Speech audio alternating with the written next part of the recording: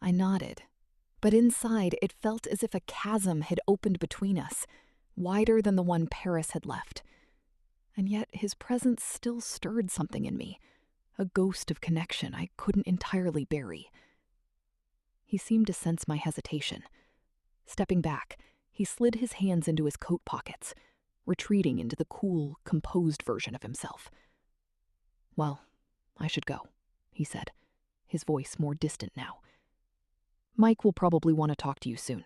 About everything. I hope you'll consider it, whatever he says." There was a weight to his words I couldn't decipher, but I inclined my head. "I will," I said, though I had no idea what I was agreeing to. John held my gaze a moment longer, regret and something unnamed flickering there, then turned toward the door. He hesitated, his back to me, before glancing over his shoulder. His expression had shifted again, softer, almost vulnerable. "Hummy," he said quietly, "do you remember Paris?" The question sent a tremor through me. Of course I remembered. The night streets, the unfinished words, the way he'd left without looking back. "I do," I answered, my voice cautious but curious, wondering where this confession was about to lead.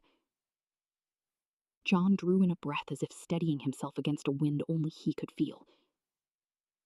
"When I left," he said low, uneven, "I thought about a lot of things. I wanted to see you again, before I made any decisions, before I went through with this arranged marriage. I needed to know with you." He stopped, fingers sliding through his hair in a gesture stripped of its usual ease. "If you might have feelings for me. I thought maybe, if we did, we could leave all of this behind. Just run, together." The words landed with a jolt, as though the room itself had shifted.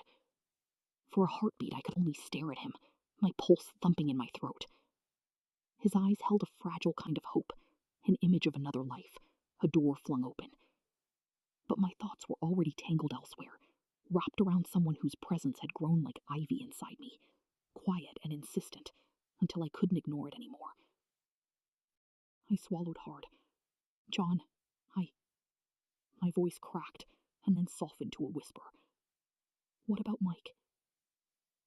His name slipped out before I could stop it, and the silence that followed was heavy enough to feel.